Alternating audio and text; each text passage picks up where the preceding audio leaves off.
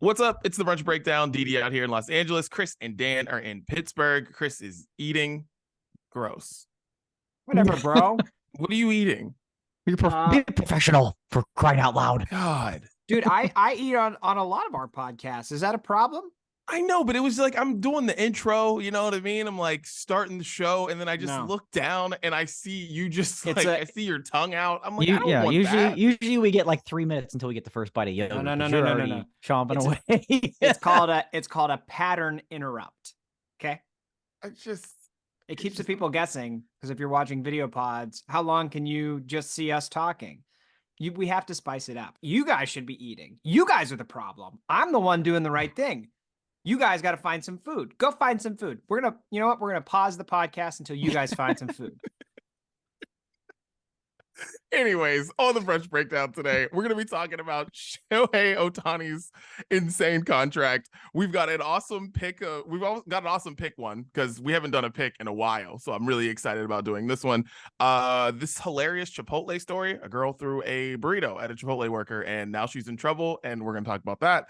And Jones Soda makes dog soda now. It's the Brunch Breakdown. We got it all. Dan, let them know where they can find us. Happy to. Anywhere podcasts are available. You can find us there. Okay. We've got new episodes that come out every Wednesday. As long as you're here following or subscribing or whatever they call it, do that thing. Hit that button. Okay. And those episodes will come right to you every Wednesday morning. And hey, while you're there, do us a favor. Leave us a review. However you feel. 5 is great. We'd prefer that. But leave us a review whenever you have an opportunity. Wherever you listen to podcasts, it goes a long way for us. So we appreciate that. We've talked about, if you want to see Chris eating live on the air, you need to look at the video pods. Okay. The full video episodes come out on our YouTube and our Facebook pages. And those come out. Oh, and there he is right there. You're missing this gold. This is gold right here. And don't fast forward this because it changes every week, people. It changes every week. You're going to get something spicy in here like you are right now. Full video episodes on YouTube and Facebook, noon Eastern, 9 a.m. Pacific, every Wednesday as well. But you can watch them on demand anytime you want to watch after that. You get home from work, laying in bed with the missus, just pull up the Brunch Breakdown, boys. We're there. We're there with you, laying right in bed, snuggling, putting you to sleep, keeping you awake, whatever you'd like us to do. Wherever we're on social media too, at Brunch Breakdown. Okay. Follow us. We follow you back. All that good stuff. And of course, we talk music each and every week. We put it into a beautiful little playlist. We call it the Sounds of Brunch. We put it on Spotify every Friday for your enjoyment. Just simply search Sounds of Brunch. I really like the tagline for our show, Brunch Breakdown. Let us talk your wife to sleep.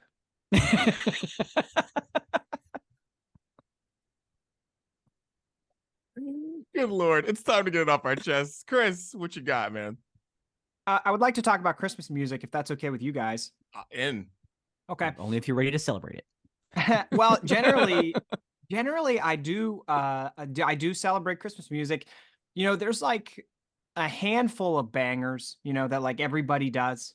And Christmas music, we've talked about covers on this podcast before, about how like when you should, when you shouldn't. If you do a cover, what should you do? What shouldn't you do?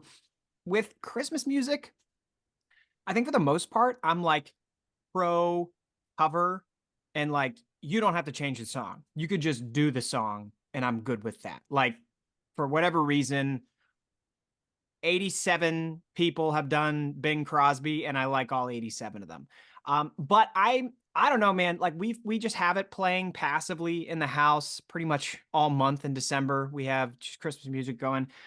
And I think some artists are getting a little carried away. Okay. I think here's the problem. So many people have covered so many of the same songs that now I think artists are like trying to figure out what they have to do to make you remember their version of like White Christmas, whatever, you know, whatever the song may be. And I was just working the other day and plugging away, doing my thing. And I was like, all of a sudden thinking to myself, are we playing like yodeling music in the house? Is somebody yodeling in the house? I go over, look at the Alexa, and it's like, no, it's some artist singing a normal song, but like their way of trying to make that song sound different is like going on vocal runs that are just like, like just too much. Okay, it's too much. And now the more that I've listened to a lot of these Christmas covers that are the classics, especially with like the more modern current artists, they're all doing them, right? You got to get your streams. I appreciate that. I respect that. But like, find a different avenue, okay? Because most of the popular artists can do the vocal run thing, okay? But not everybody's Mariah Carey. So like, maybe that's not your lane, and maybe we should find something else to like differentiate yourself with your cover. Or my suggestion is like, just be Bing, just be Nat, okay? Just be the hits, be Engelbert Humperdinck, and don't try to change it, all right? Just be that person with your voice, and like, let's cut out the fluff. Let's just like do the song, because it started to catch me off guard, and I think it's a little too much. Amen. Amen to that, Chris. I couldn't agree with you more. And even just to put a little icing on that cake, don't think that you're going to write an original Christmas song that's going to like stand the test of time with these other ones. Okay, we're fine. We're fine with the classics. They're all fantastic. You can just do that. Okay, we don't need to get original with our Christmas music and keep coming out with new versions of it, because it just doesn't work. It just doesn't work. I like original Christmas songs. Oh, I don't Shelton? Like. Come on. Yeah, because that's what I'm listening to. Blake Shelton. Good job. Like, that's one. That's one. Like, Dan, I've known you for way too long for you to first thing say Blake Shelton. Sorry, Ariana Grande has great original Christmas songs. She does. Great original Christmas songs. I'm down for people to make original Christmas songs, because honestly, it is true. It's like, for the most part, people do Christmas songs because it's like, all right, well, I'm a popular artist, so so people like my voice, so I'm just gonna sing this song. So it's like, I get it, but it's also like kind of annoying, because like, I don't need another version of This Christmas by anyone else in this world. Like, Donny Hathaway's is great, Christina Aguilera's is great. I don't need anybody else. I truly don't need anybody else to sing This Christmas, because Chris Brown tried and it should have worked. And this was even, I think this was like actually like Bad Boy Chris Brown. But he starts the song off slow, and that's trash. The song's not supposed to start slow. Stupid. So, I agree with you, but I'm like, I like original Christmas music, Dan. Well, here's my thing. 90% of it's bad. Like, Alexa, skip this song. That's what ends up happening. I would actually rather, though, the artist try something original than like do the cover and butcher the cover. Yeah, like, that's back to your original point. Back to your original point. Yes, you're right. You don't need to change those up. Unlike other covers. Try and fail. Yeah. Let's fail. But like, don't fail with the classics. Right. I just can't wait to see. Does Olivia O'Brien have any Christmas music?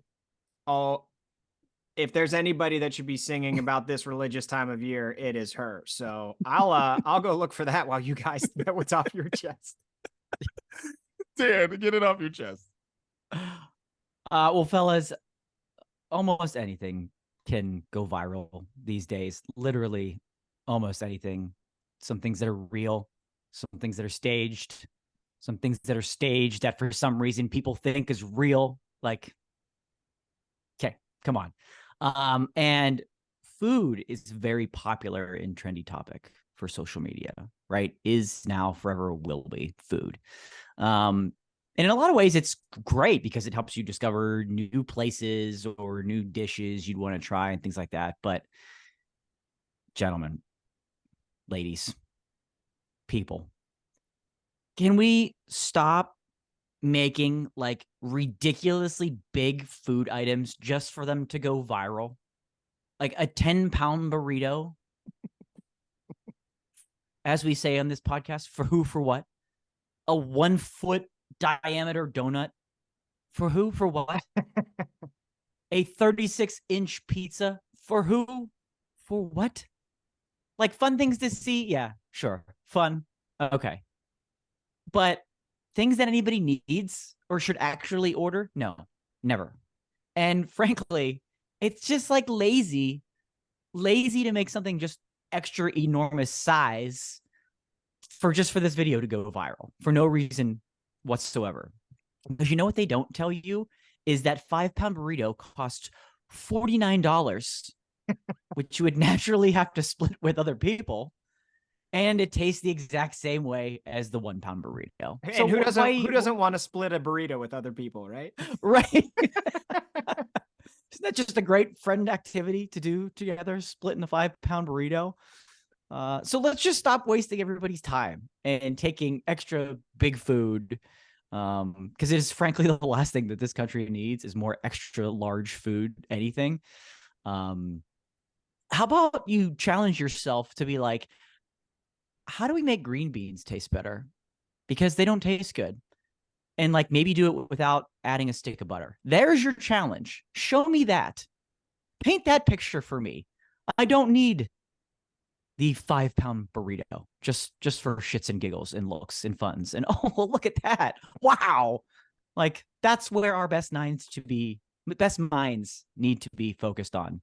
Not a burrito, not a burger with like 16 patties on it that you frankly shouldn't and can't order anyways. So there's your challenge, people. I absolutely love everything that you just said. This is actually like kind of a point that I've had on my list of like, at some point I'm going to get this off my chest. So let me piggyback here, Dan. Please. Like, I'm starting to think that like cooking in general is just like not that impressive anymore. Hot take.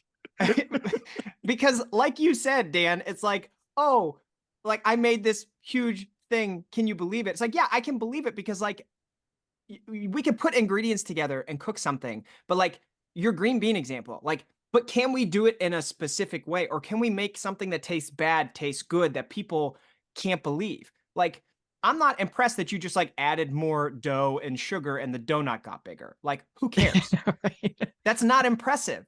I'm not impressed that like the burrito, you just like added more tortilla and put more rice and beans. Like, yep. You're just putting more in something. I'm not impressed. Yeah. And then like, exactly. Stop wasting food. Yeah, right. Just for the video. We're going to use a pizza as the bun for this burger. And, you know, we're going to it's what are you doing with it afterwards? No one's ordering that. Yeah. Make the healthy foods. That's what everybody always says. Don't healthy foods taste as good as like foods that are really, really bad for you? Sugar and butter, everything like that. Figure that one out and get back to me. I had to look this up while you were talking because I was like, this happened like not long ago. Well, actually, a year ago exactly. Pizza Hut broke the record for the largest pizza, a 14,000 square foot pizza. They did it in the LA Convention Center last year. And like, I'm still just like, why? 14,000? 14,000 square feet. That's insane. And that is not a mistake like I did last week on my stats. This is it. Yeah, it like literally took up the biggest area of the LA Convention Center and 14,000 square feet. My house is like 2,000. Yeah. Yeah. I remember seeing it. It's ridiculous. Square feet. Yeah. Yeah. And I remember watching it because it was like story on the news, of course. Like you're watching it, it's big, you know, see it online. And I'm like, I still just, why? Yeah. You see it on the news. And then like this time of year, they're also like, but like, let's donate to help feed the homeless. But we're making a 14,000 square foot pizza at a convention center. Like, what are we doing? Yeah. What are we doing here? Yeah. And I remember they said like they were donating the food, but I'm like, how good could a mass produce? I don't even understand how that you can eat that. Yeah. Like, I don't even No. And who's the sucker that has to cut it up? How you what do you cut it up with? What do you cut it up with? Yeah. I have no idea. You got to bring in like, you know, like when you're on the highway and they're putting in new lanes, they got like that one thing that flattens like everything a steamroller that's just that has like a cutter on it. Yeah. Like a Zamboni with yeah. pizza cutters on the back. Newest hot take for the brunch breakdown. Cooking, not that impressive. I love it. Thank you, Chris. It's legitimately why I do this podcast, for a hot take like that. Cooking, nope. It's not impressive. All right, guys, let me get this off my chest. As you guys know, I live in Southern California. The weather is usually great here, and I love Christmas here more than any other place on earth. So many people who have never lived in Southern California say things like, "Oh, doesn't feel like Christmas." Listen, went to a Christmas event yesterday with the kids, okay? And mind you, it's windy, okay? It's windy, right? Oh, But it's 65 degrees. 65 degrees outside yesterday, right? People got Bring your scarf. dude, people got coats on. I have, Project Bundle Up. the kids have their coats on, no zip. But Oh, no zip coat. Okay. as soon as, all right, so the kids go ahead with Siobhan, and I'm like putting Mayhem in the stroller, and I'm behind them, and we're walking through, and out of nowhere, this lady jumps in front of the stroller and goes, "Every kid gets a blanket," and hands me a blanket. It's 65 degrees outside, and everybody gets a blanket. We left there with 3 Van Nuys airport blankets yesterday, and I am like, this is hysterical. I love it here so much. I love the holidays here so much. Because I was like, imagine doing this. I was like, we're in the way home. And I was like, Siobhan, imagine doing this in Boston right now. Imagine doing this in Pittsburgh right now. No, we're not doing this. We're just not. Like, it's 65 degrees and windy. And they're like, every kid gets a blanket. Oh my God, she looks so cold. Get her a blanket. Yeah. So just want to let you know. You may say it doesn't feel like Christmas. It feels like Christmas, and you can do all the things outside with blankets. It's great. It's fucking great. If I can offer a point of comparison, yesterday here in Pittsburgh, it was 60 and windy and kind of rainy, and our neighbors' kids were outside in shorts and t-shirts playing football. So, Yep. Exactly true. Dude, it's bad when like my kids were like, we don't want jackets on. Why do we have these on? And we were like, you know what? I honestly don't know why we have them on either. We just see everybody else with them on, and we're like I guess we gotta have them on too. yeah, They still got a little East Coast blood in them. That's good. That's good. They're gonna have some perspective when they're older, I hope. Yeah, you're one thing, but I can't imagine Siobhan being from, the real Northeast. Oh. And then they said you want a blanket when it's closer to 70 than 50. Oh, I would have loved to have heard her immediate reaction to that. It's funny because most of the time, like, because Siobhan, she's been here for like almost 20 years. I've been here for 9. So like I have, my body temperature's changed a bit, but like not that much that I'm like, okay, perspective here. 65, sun's out, it's windy. Let's chill, guys. And it's kind of the same thing with her, where it's like it gets to a point where you're like, well, these people are this is a lot. Like, but in 20 years, maybe I'll be that way too. I have no idea. But every kid gets a blanket, 65 and windy. Just incredible. Wow. Well, that was getting off our chest. Now let's talk beer, guys. And I'll keep it going because mine's simple. It's an oldie, but a goodie. Last night, big night, in-season tournament. Lakers won it last night. Then there was a boxing match right after that. I got Wingstop, of course. And my favorite, Ballast Point grapefruit sculpin. Just the best. Love it so much. Hadn't had it in a while. So just wanted to give a shout out to that. That's what I was sipping on this week. Boys, Christopher, what you got? I have not had a beer this week because per usual, a little sick here in the Gates household. But I have another one. I have another one to report from our trip over Thanksgiving to Wisconsin. So Dan really liked classic Chris. Per usual. But yeah, so I mentioned last week how I chugged a Deuce Juicy on my way to Lambeau Field, and that was a magical experience. But then when I was at a bar outside of Lambeau Field, I had this guava juice IPA from Still Mank Brewing in Green Bay, Wisconsin. I have a picture of it. Ooh, let's go. Okay. What's that? Mm-hmm. Okay. But it's like it was from what I remember, and again, this is post Deuce Juicy. It was like another juicy IPA, but it was like like there was a little bit of maltiness at the same time. So it was definitely after. I mean, anything's going to taste different after you chug a double IPA, but it was definitely like a much different taste experience because the Deuce Juicy was just like very, very flavorful. All the tropical fruits. This one was a little bit different, but I liked it a lot. And I was glad that I was able to have a beer from Green Bay, Wisconsin when I was in Green Bay, Wisconsin. So shout out to Still Make Brewing and Lambeau Field. Oh man, they also have a pineapple guava. It's called the Pen of Fire. Ooh, let's My go. God. Didi, you're going to Wisconsin. I mean, I need you to tell your people to bring it to you, and then when I'm home, more than likely in the spring of this year, I need that in your fridge. All right. See what I can do. Yeah. I will effort with my native people. Please do. And Giannis. I like it. Or just have it set up for when we do the Brunch Breakdown Stadium tour. Right. We're going around, and I mean, right there. We need a brewery sponsor at every stop we go, and we have to go to Lambeau. We have to go. Chris, you got to go back. Like that. Like it. For me this week, since we're recording quite early in the morning, I'll tell you about a beer that I had over the weekend at Aslan Beer Company, which based out of Alexandria, Virginia, but has a tap room in Pittsburgh. And I had the Durango Doug, and the Durango Doug is a sour ale that they brewed with raspberry, blackberry, strawberry, hazelnut, maple, and you betcha marshmallow.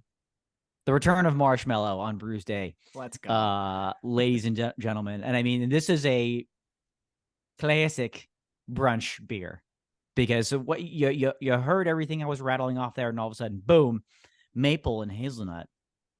How you doing? That's got breakfast written all over it and brunch written all over it. And it was just that. Now, I did get mostly, raspberries and the sourness from the raspberries. And it's a very smooth maple. It works. It works, gentlemen. It doesn't seem like it would, but it works.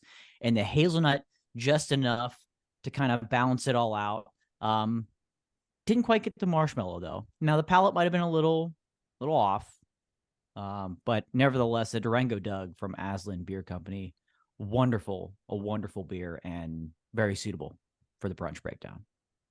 Yeah, you need to refresh that marshmallow palate, I think that's what it is. It's just been too long. I need it back. Reset. It sounded like you were talking about coffee. Everything in those ingredients that you mentioned were like, this is a coffee. So I get why you're talking about. That's my taste buds are really dancing. Oh yeah. Right now. Oh yeah. That's what they were doing. It's a wonderful beer. Wonderful beer. Nice. Well, that was Brews Day, gentlemen. Cheers. Cheers. Here in this morning. All right. Well, let's get into the main menu. All right. First thing. Biggest story in the sports world. We love sports here. Shohei Ohtani signed a $700 million contract with the Dodgers. Who? $700 million for 10 years. $70 million a year. And it doesn't matter what he does from now on. He just has to show up for 10 years and get $700 million. Guys, feelings, thoughts. Shocked, stunned, beyond any number that had been thrown out prior to, right? I mean, this is absolutely insane when you think about what this man is going to make. And credit to his agent, because he went in there saying this is one of the best starting pitchers in all of baseball and one of the best hitters in all of baseball. So he will be paid a salary for each of them combined. And that is exactly what he's getting from, the rich getting richer. It's Yankees, Dodgers, Red Sox, right? It's always that crew. So it's no surprise he's going to any of them. I am thrilled he's not going to the Yankees, and they weren't really, in the final list. But wow. Wow. I saw a statistic that's gone around Pittsburgh, especially, that the Pittsburgh Pirates payroll was $717 million over the last 10 years combined. What, last year wasn't it like 50 something and he's making 70 a year?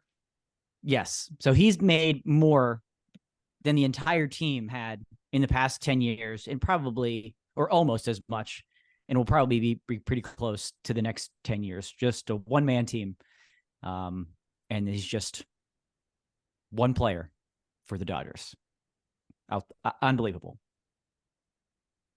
My first two thoughts were, parents, if you're raising your kids to play sports, put them in baseball. Okay. Yeah. That's number one. If you're doing any sport with a salary cap, you're doing your kids an injustice.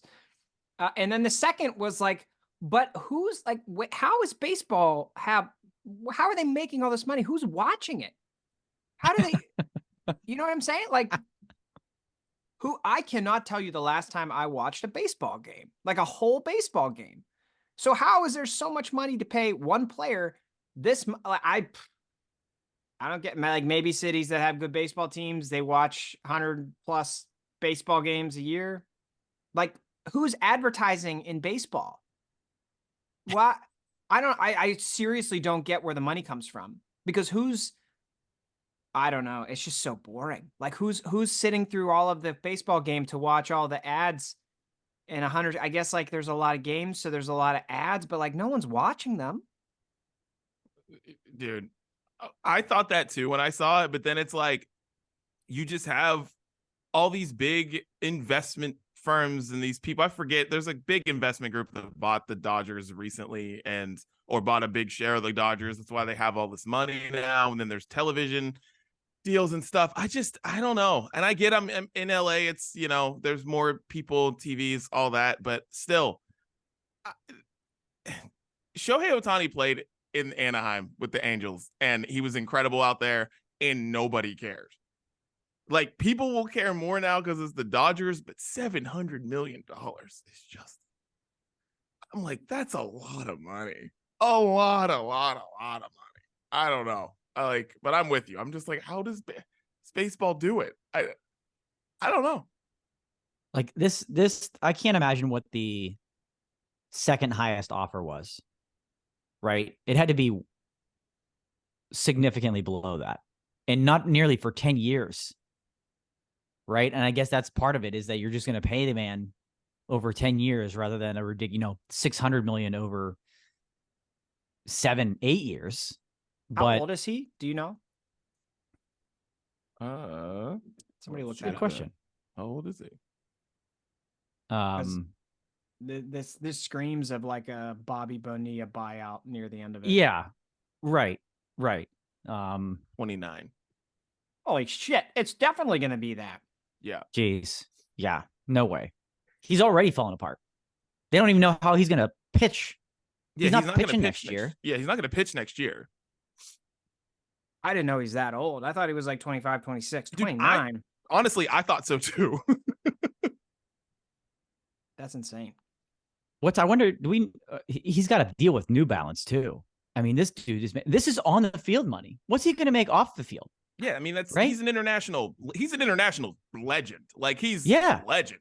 So, like, dude is paid. Like, one of the reasons why everyone kind of knew it was going to be like the Dodgers more than likely is because the flights back to, where is he from? Japan, are shorter from the West Coast than they are from the East Coast. It was like he was never looking there. And that's what people said, like, during the season this year. It was like, it's Dodgers. He's like, it's Dodgers or just back to the Angels. They're like, it's not, he's not moving. Yeah, they kept talking about Toronto. It was like one of the final three. Poor Drake. Like, sure, international city, all that. I mean, it would have been kind of cool for baseball, right? That'd have been good for baseball. This is not good for baseball. It's not. Him having an endorsement deal with New Balance is one of the oldest things I've heard about baseball.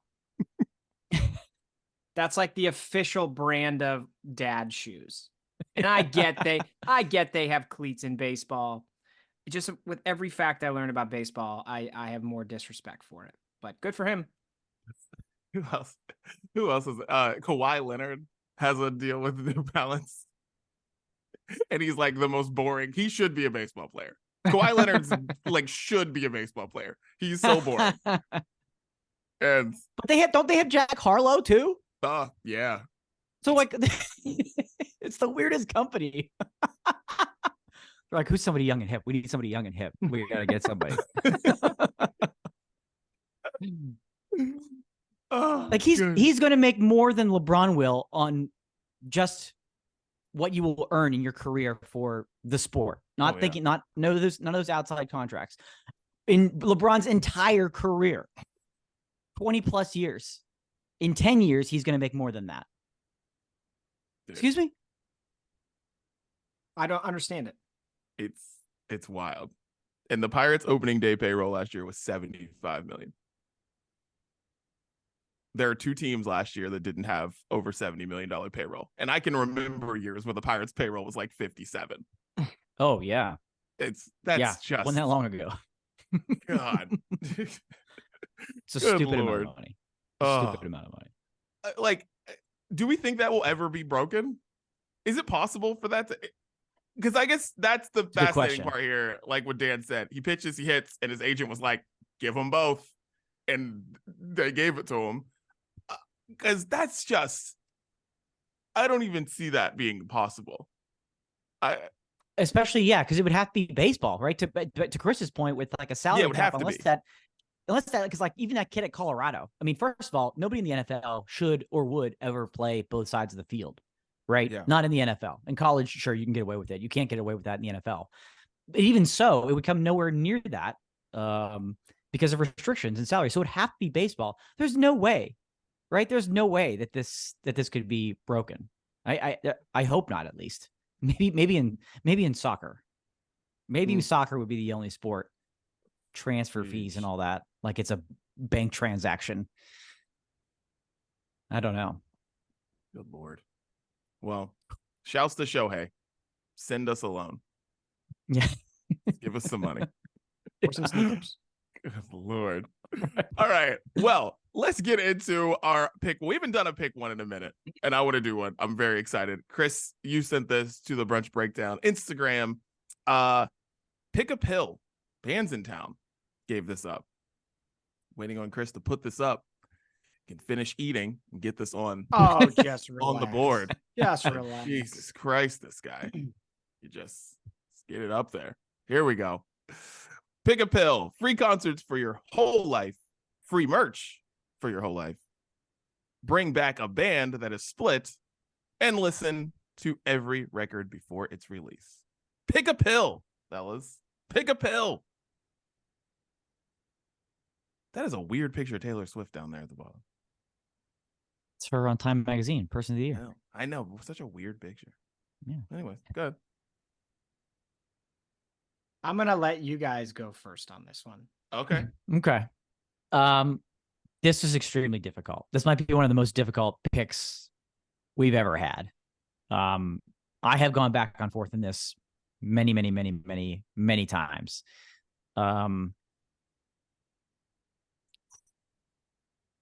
I thought about bringing back a band that has split, but like My Chemical Romance would have been that band. They're back together. So I'm okay. I'm good. Blink-182, the OG, they're back together. Those are the big ones. They're back together. So and listen to every record before it's released. That's fine. Probably not my pick. So it led me down to Blue and Red. Blue being free concerts for your whole life. Red being free merch your whole life. And this was tougher than I thought because, gentlemen, and Didi, as we talked about a few weeks ago, oftentimes band merch or artist merch is more expensive than the ticket itself. So you got to think value here, long-term value, right? Long-term value. But who am I kidding? You know who I am. Steel City Dan. I'm going to far more concerts. I'm paying for far more concerts right now. And if you offered free, I'd still be going. I don't think that's, as I age in years and get older and become a parent, et cetera, like, will the number of concerts I go to every year go down? Yeah, certainly. But I'm still going to be going. I'll still be going. So even at this point in my life, I think I'm going to go free concerts for your whole life because that's just who I am, baby. That's just who I am. You know, I landed free concerts for your whole life also because, like, you know, I don't want to pay for concert tickets. I just don't. I don't want to pay for them anymore. I really thought about bringing back a band that split, but then remembered that, like, bringing back a band that split means they're going to be this age that they are now. So if the pill was I could go back in time and make a band not split up, then I would be in. Because, like, why did B2K split up? Why? Why, guys? We all knew Omarion was the star. Let's not get jealous. Let's not do that. Let's just stay together. What are we doing here, guys? But it's free concerts for life for me because I don't want to pay for concert tickets. I love concerts. I won't pay for them. And free concerts for my whole life. Yeah, for sure. That makes sense. Yeah, I think one of our future episodes should be a deep dive into why B2K broke up, but we can save that for next year. That's right. 2024. Big things popping. Steel City Dan loves concerts. Daniel Dudley loves concerts. Chris loves music. I am not as big of a go to concerts fan as I once was. So it wouldn't be concerts for me. I don't really own much, if any, band merch. So that was thrown out pretty easily as well. So I landed on the other two, which is bring back a band that has split or listen to every record before its release. Now, Chris Gates does love albums, as we know, but I don't need to listen to it first. You know what I mean? Like, where does that get me? Who am I bragging to? Nobody cares, right? So I can wait till it releases. So I landed on bring back a band that has split, and Didi actually nailed what I was going to say. It's like, I want to add a pill. I want to bring back a band that has split, and I want to go back in time to that point and then see them not split and see their trajectory and see where they could have ended up going. There's a lot of bands that I love from like the early 2000s era that either split, broke up, and never got back together, or did like the on again, off again, on again, off again thing, and like still kind of play shows now, but like not consistently. And I would love to like recreate some of the trajectories of those bands that I loved. But that's what I landed on, was bring back a band that has split, because not like, I don't know. Everybody, you guys know, I love pop punk. There's so many of like those drive-through records bands that I loved that didn't really make it. And they've like within the last 5 years, some of them have kind of come back and played shows like Alistair and Homegrown and bands like that.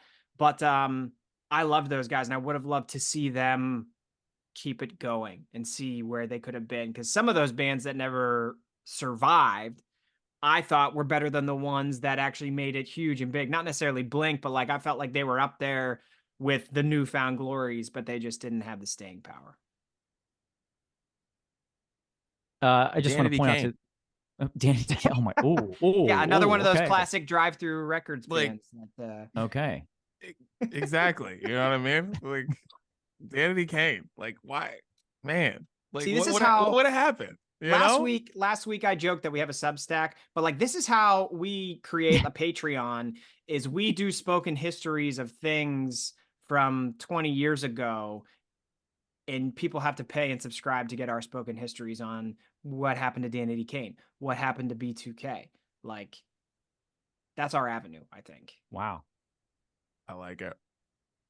I like the kind of the approach that you took with not just bringing a band back that has split, but going back to that moment in time and changing almost the course of history of what would have happened to them. I will note to many of the listeners probably screaming for it right now. The reason Chris didn't mention the Skunk 11 is like technically the Skunk 11 never really formally split. So, but again, going back in time, that could have set us off to more sites. You never know. You never know. To be continued.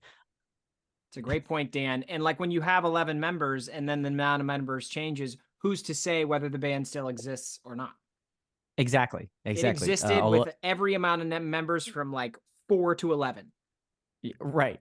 Although I will say, next year, 20-year anniversary of the Skunk 11. So Just saying. Wow. Just saying. Yeah. Did that just hit you hard? We're gonna call up our saxophone section again. Let's go. Come on, everybody, get your horn. Get it going. Hey, that music is back. But yeah, this was tough. I'm just happy to have any of these pills, honestly. Dan loves pills. That's at the end of the day. Cooking is overrated and Dan loves pills. Welcome to the Brunch Breakdown, ladies and gentlemen.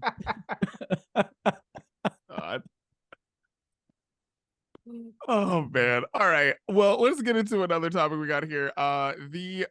This amazing Chipotle story. So this crazy woman happened today, apparently. Her Chipotle was wrong, and she threw her burrito at a Chipotle worker. Why? No idea. Lost her mind. So of course, that is considered assault. So she has to go to court. Classic. Just to go to court, assault. And the judge sentences her to. She has she could have got 2 years or something like that. And the judge sentenced her to 60 days in jail, and she has to work so many hours in a fast food restaurant. No word if it's Chipotle yet, but a lot of people on the internet are dying to find out where it is so they can throw stuff at her.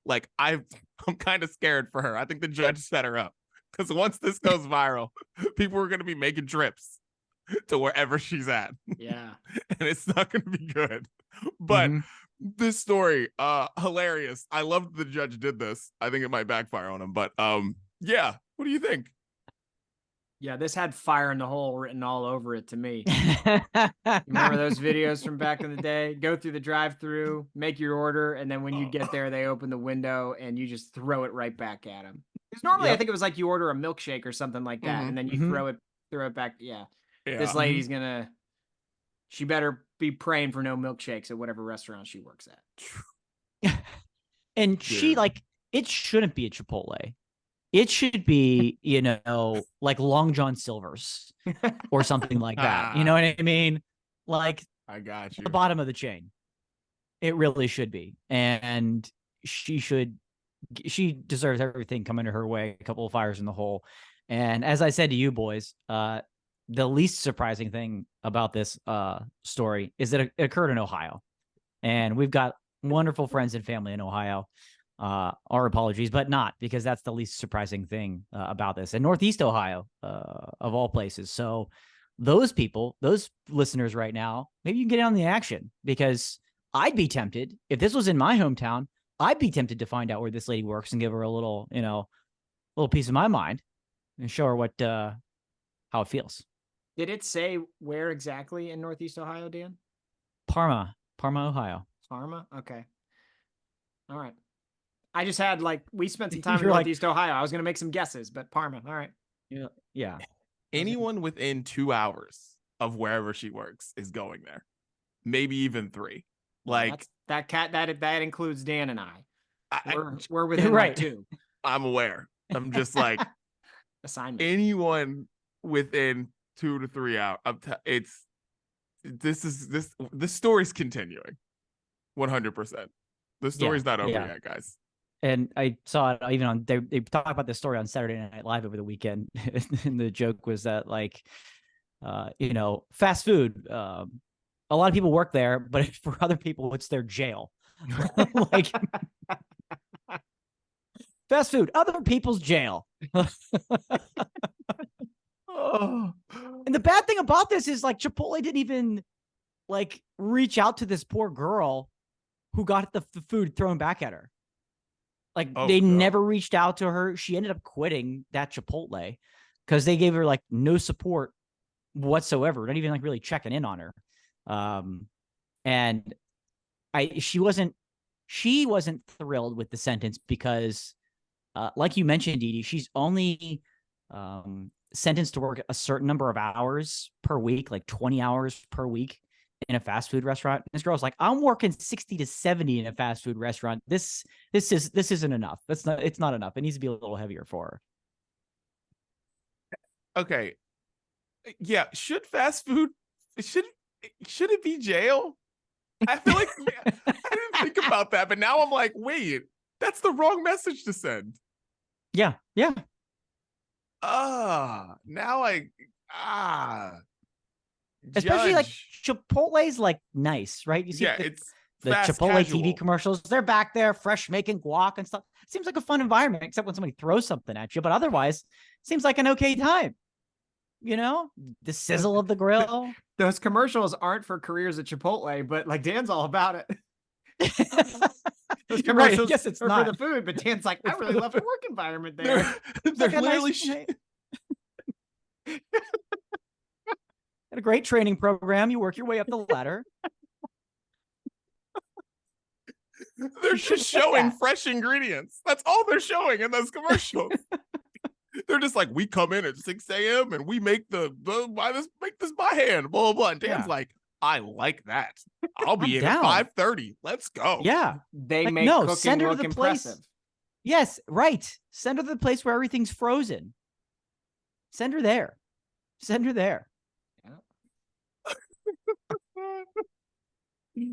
Have you guys ever been that mad at a fast food restaurant that you felt like you needed to throw your food back? Maybe you got home, maybe whatever, you're like, I wish I could have thrown this at my employee. Have you ever been that mad? You had that bad of a fast food experience?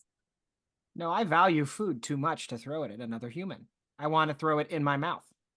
Yeah. I'm more angry when like something's left out of my order and I don't Okay. notice it until I get home. I Okay. trusted them. Yeah. That's when I'm angry, when I've paid for something and it's not there. But no, never to the point of toss something behind the counter. That's an aggressive move. And how could you get mad at Chipotle? Because you see what they're doing. That's a great point. You're there. You're the quarterback of that order right there. Yeah. You're walking them down the line.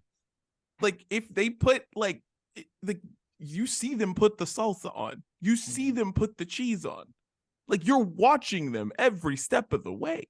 The only What do you thing I think could think is like sometimes they're a little bit Stingy. too conservative with like the rice and stuff, you know? Ooh, Yeah. Okay. You think that's what it was? You think it was quantity and not I was going to say, is there an ingredient that set her over the edge? Or you think it was just general, this isn't enough for an $8 burrito? The size of Chipotle's burritos have shrunk over time as the price has gone up. I will say that. It's not Yep. worth throwing the burrito at the employee, but like the size of the rice scoop when Chipotle became a thing when we were in college, as compared to like the little just like dip of the spoon that they do now on the rice. And then I'm a double rice. I always ask for double rice. And now they're like, they used to give it to you. And now they're like, okay, well, you're going to have to pay extra for it. Like I get Mhm. some of that, but again, just don't throw it back at them. Then you get no rice. So you think this was chicken discrimination? Could be. What's a harsher penalty? She has to work 2 months at a fast food chain, or she can never have Chipotle ever again. The Banned. working. Banned from Chipotle nationwide. There's other Chipotle or there's other burrito places. I think having to work at a That's fast true. food place, that sounds worse to me. Well, let's put it this way. What's worse? Having to have a judge tell you have to work in a fast food restaurant or just getting a little bit less chicken? They should make her work at Moe's. That too. And so every time, welcome to Moe's. And she's got to be, act like when you say welcome to Moe's, act like you're working at Chipotle, but you're not. Like have that sort of enthusiasm that you work at Chipotle. That should be part of the sentence. Welcome to Moe's. God. Well, yeah.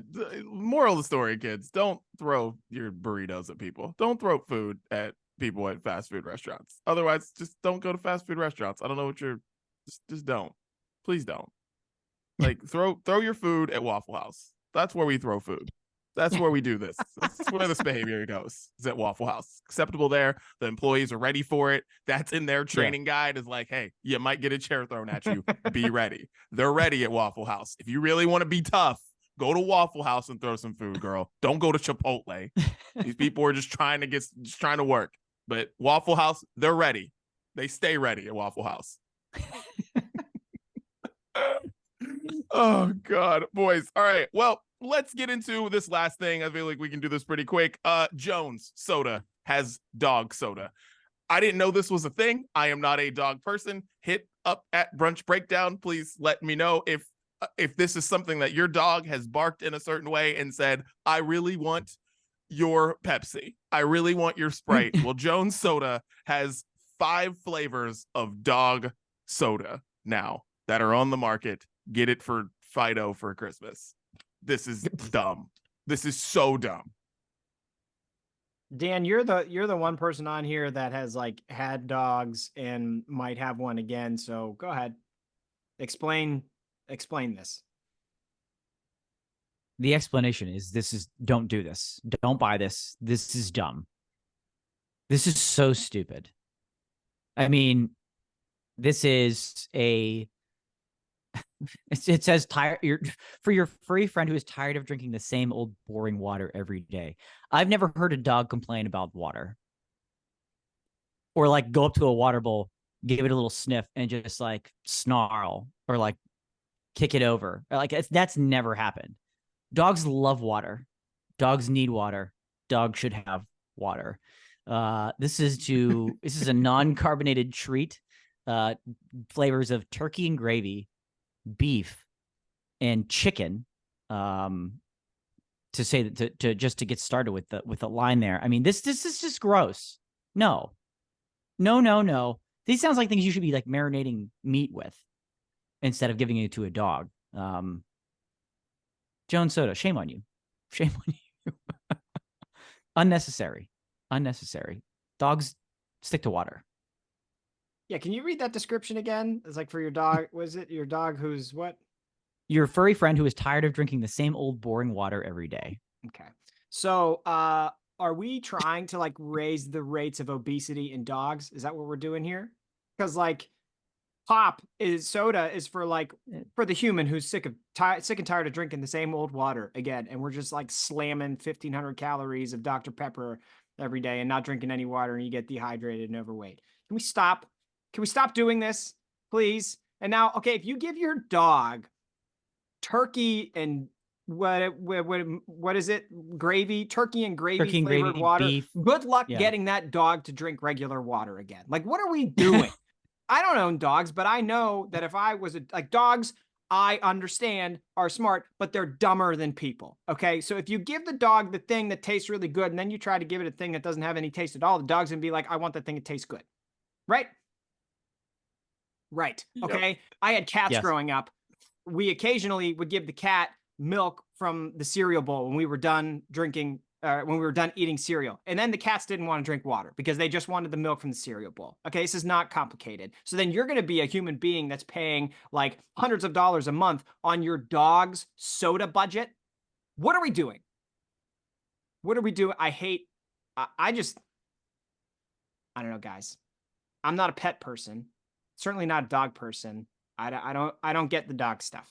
I do not. I've been really, and I'll be honest with you, I've been really, really anti-dog ever since this past summer when my kids couldn't play at the splash pad because people brought their dogs to the children's splash pad. Ever since that point in time, I've been really anti-dogs, okay? And so I hate this. I hate this and every other dog topic we're going to bring up on this podcast. I would, oh my God, that would infuriate me. I probably would have got arrested for throwing burritos at people. Splash pad. It was awful. Good God. But yeah, it's like when people say, they're like, oh yeah, like, you know, there's those like memes on the internet that are like, your dog looks like you, or like your dog, whatever. And I think because we are so fat as a country, I think people just want their dogs to look more like them. Maybe they're like, nah, I like this dog, but it's a little too skinny. Let's beef it up with some Jones Soda. Yeah. And you think your dog, like to your point, Chris, dogs are not sick and tired of water, but if you start giving them Jones Soda, they're going to only want that. That's turkey and gravy, beef, chicken flavored. Dogs historically don't have great breath anyways. Imagine what this is going to do. Yuck. Yeah. I mean, worry about the food intake for your dog. That's where the choice needs to be made, not the liquid enhancement. Come on, Jones Soda. I mean, Stick to the humans, man. I'm like, what are you doing? Yeah, I don't know. And Make the green fact beans that, taste better, Jones. Give me that elixir. full Full circle. it always comes full circle because that is true. Why are we making dog soda when we could be making something else? And I'm not saying everything has to help the world. Sure. But why are we making dog soda? We can be Why making is someone anything else? There are starving people in this world, and we're giving out dog soda and blankets to kids when it's 65 degrees outside. Like, yeah. This is a sad, sad society, boys. We've outlined how sad society is. Throw the 14,000 square foot pizza into this too. Like, this has been a rough episode. Right. like we are all people who have spent time planning projects out for long periods of time. So just think about how long, like this started with someone coming in and saying, let's have dog soda. And then they were like, figure it out. So then a team got together and they were like, let's make a prototype. And then someone was like, I think we could make this happen. And then manufacturing plants and all these things. This goes on for a long period of time before this comes. They have to test it on animals. They have to do all these things to make this thing work. Just so many hours and money and time spent on this one thing. And I'm like, you could have done so many things other than this. Some Why poor person in that, some poor person in that boardroom in that meeting was just like, this is a no from me, dog. Like, no.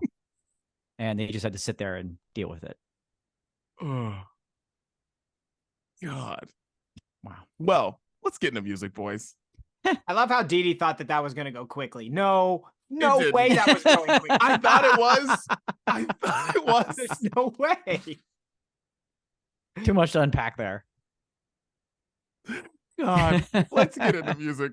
My goodness. Chris, what are you listening to, man? Well, guys, I have really good news. Good news. Really good. We'll find out if it's good music. I have really good news. Olivia O'Brien does have a Christmas song. Amazing. It's called "It's Christmas Time," and I've never listened to this. We're gonna listen to it together. It was released in 2021. I'll just read the first few lyrics for you. Always dread December and the holidays. All my spirits gone away. It doesn't even snow, just rains when I see the stockings on the fireplace. I don't hear the sleigh bells ringing. No, I don't hear the angels singing. Yeah, this year it's different. I want to feel like a kid again. So I'll stop being bitter and smile. Who cares anyway? It's Christmas time. Dude, that is so Olivia O'Brien. I want to listen to that song right now and just end the podcast. That's the playlist. Thanks, everybody. It's just Olivia O'Brien 12 times. We're done here. Oh, God. All right. What I got. So Taylor Swift was named as the Time Person of the Year. So I am going to put Famous by Kanye West on the playlist. Naturally. I love it. I love it. Boys, our girl, Biba Doobie. She released her Live in LA album this past week, which allowed me to kind of relive seeing her in concert earlier this summer in August. And now you all get to kind of live through that experience and listen to her live. She's absolutely tremendous live. There's a whole nother level to Biba Doobie when you hear her live, and you'll be able to enjoy the full set. I'll probably throw The Way Things Go on there. When you have the crowd participation, was more of an acoustic version of it. It's just tremendous. So the whole thing, Biba Doobie, Live in LA, The Way Things Go. Love it, Dan. Good pick. Dude, same. My second one, I have not listened to this song yet, but it's seasonal, and I already got one Christmas song on here, so let's do another. One of my favorite ska bands, Millington, put out You're a Mean One, Mr. Grinch. I assume this is a cover of that song, which fits well because we've been talking about Christmas covers, so we'll give it a try, all right? You're a Mean One, Mr. Grinch. The original version, to my knowledge, as I'm thinking about it, did not have a horn section, so we're going to get to experience this together. Christopher, two things. If you need a workout song, this one is it. Leave Me Alone, Fred Again, and Baby Keem. And the reason why I'm pointing this out is because, Chris, I saw you post on Instagram, you explaining why you bought a workout bench to somebody who said, why are you buying this thing? Next time that happens, you tell them, because I want to, dumbass. Like, leave me alone. Put that on the playlist. Fred Again, Baby Keem. Like, I was just so annoyed. You said so many words, and you could have just said, hey, because I can afford it. Can you? Leave me alone. Out of here. Stop it. Anyways, putting that on the playlist. Thank you for that helpful resource. You're welcome. That's great. You're welcome. That's great. Next one for me, guys, the Killers put out a greatest hits album, which might seem like crazy, but no, just like the Skunk 11, the Killers are celebrating their 20-year anniversary next year.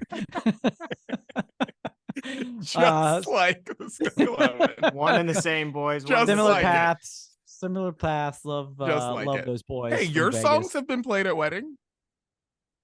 True. That was not plural. When you think of white people anthems, you think of the Killers and you think of the Skunk 11, hand in hand. So they put out a greatest hits album called Rebel Diamonds, and they put a new single on the very end of it called Spirit. It's not nearly as good as their greatest hits. It won't make their second greatest hits album, I can tell you that. But it's great. It's great hearing new music from the Killers, and it kind of allows you to go back and think, wow, this band has put out a lot of music and a lot of great music. So I'll probably throw that single on the list, but enjoy Rebel Diamonds in the 20-year perspective of the Killers. Nice. My last one is another ska band, We Are the Union. They put out a live version of their song Better Home. And I wanted to put it on the playlist this week because a lot of live versions of ska songs are like kind of rough around the edges. It's tough for even the best ska bands to have like all the vocals match and be on point, and then like all the horns be on point and match, just because of how difficult it is to sing and play an instrument and do all that stuff at the same time. But I was just like really impressed about how on point the vocals and the horns were throughout the live version of the song. I've never seen them play live before, so it was cool to hear them be as crisp as they are in this song. That is true. Dude, yeah. Live versions, even when hit or miss, always. I feel like that's for like anyone putting out live music. So yeah. All right. So 42. Diplo, Maren Morris put out a new single, and this song's really good. I'm a big fan. I love Maren Morris. I love Diplo. The odds of me not liking the song were very low. So like I knew I was gonna like this, and it's really good. So 42, Diplo and Maren Morris. This is a put this on your New Year's Eve playlist. It's gonna get played a lot. Ooh, yeah. Ooh, good call there. Good call there. All right. Last one for me. Tate McRae put out a new album, Think Later. It's fantastic. It really is. Like the distinct sound of her voice is something you just can't get over. You can't. And what she's able to do vocally, and there's different styles kind of throughout this album, which it makes it even better. So there's a number of songs I could put on there. Run for the Hills, Stay Done. I'll pick something, put it on there. But check out the whole album from Tate McRae. Nice. Well, guess what, boys? That is the Sounds of Brunch. Make sure you check out the playlist every time that me and Chris send Dan the songs. Dan will put them up there. 2 weeks of music. Check it out on Spotify. Tell Alexa, tell Siri to play the Sounds of Brunch. All right, boys. Any final thoughts today on a jam-packed brunch breakdown? We fit a lot in today. I'm proud of us. Yeah. Chris, you left us with one of the strongest takes of all. Man, I mean, cooking is not that hard. That's fair. It will go down in history as one of the greatest lines. And we're here to bring back Danity Kane. That's the other thing today is we're here. Maybe we can get them on a future episode interview. That'd be great. Yeah, tune in next week to find out about our exclusive Patreon series, The Spoken History of Danity Kane, spoken by the one and only Daniel Dudley. He will be doing hours of research this week to get you to the bottom of it. What happened? And that's the brunch breakdown. We're out.